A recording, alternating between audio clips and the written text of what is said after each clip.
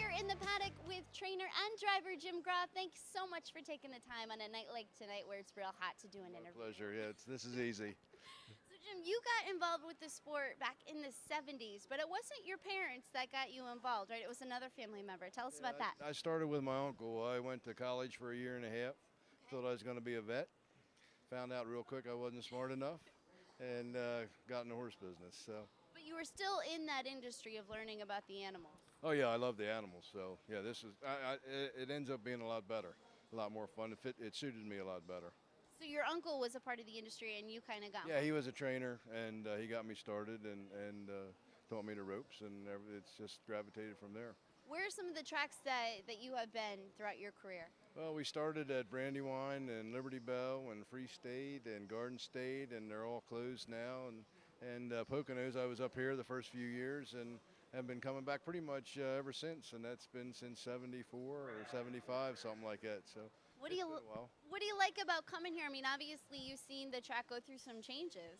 Oh yeah, it's going from a second tier track to one of the best in the country, and there's a lot of purse money here now. A beautiful paddock, it's a beautiful track. They take real good care of the track. I think it's one of the best tracks in the business. I agree with you. Where you have your barn, it's a beautiful part of the state down in Lancaster County. Strasburg, I think railroads, but that's where you have your horses. That's right, yeah. I think home, yeah. Right. How many horses do you have? There's about 20 there. Wow. So what is a day like for you? Well, you get up in the morning and we turn everything out at night, so we have to bring them all in, feed them, jog, train, and get ready to go to the races.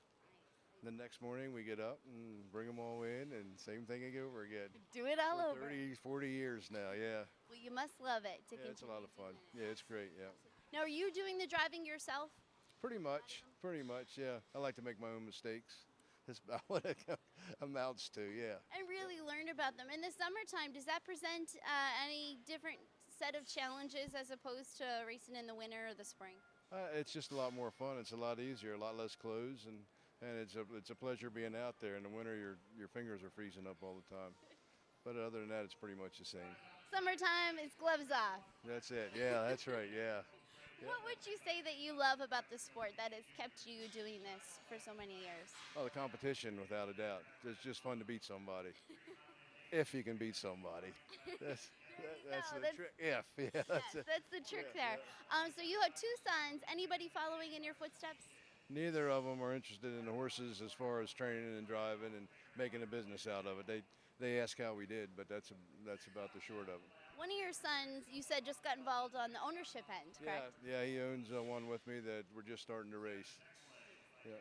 So you hear the name Groff in harness racing, people know who we're talking about. You hear the name Groff with TV or theater, and it's your son Jonathan that kind of pops into mind. He's on the show Glee, which is one of my favorites, as well as millions of people across the country. So tell us about your son. So he's not a harness racing fan, he's more into theater. He was always into theater, and I thought it was tomfoolery for a long time, but I always liked sports. And I kind of got interested just to have something to talk to about, with him.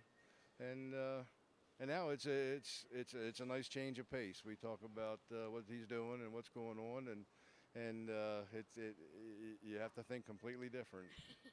Right, because he was on Broadway. I mean, really a great career. Yeah, he's been lucky so far. He's really been lucky.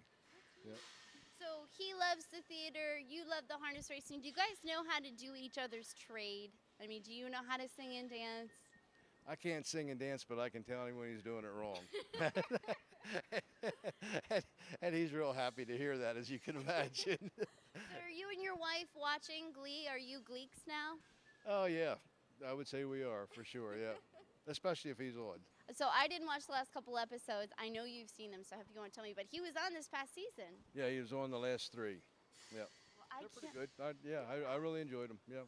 It's great entertainment, and I can imagine you're very proud. I know you said when you watch him you get a little nervous. Oh, yeah, especially if he's singing.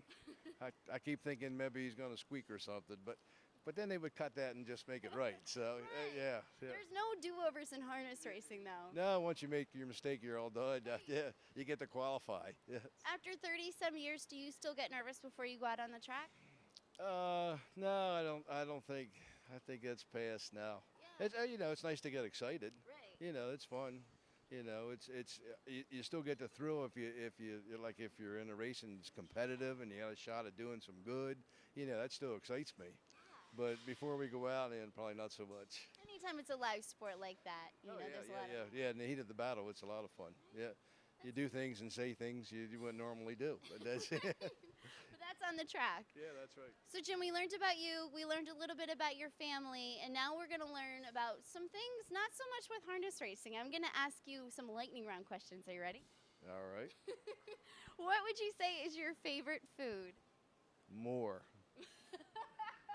I That's have what never happened to me.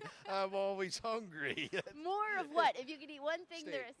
Yeah, Steak. yeah, That's a good yeah, choice. yeah. What about your favorite type of music? What are you listening to in the barn or in the car? Country, probably country. Maybe the Willie Station on XM or something like that. Yeah. Favorite holiday and why?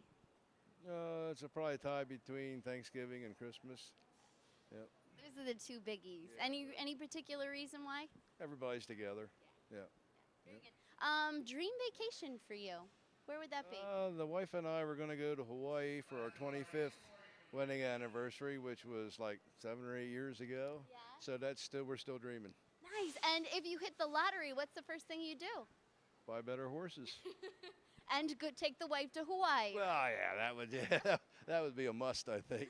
That's a given. Yes, I think she'd book the trip right before you cashed in your. Before I went to Harrisburg. Yes. Thank you so much for taking the time, Jim. I really appreciate you taking to do the interview and learning more about you. Good, thanks.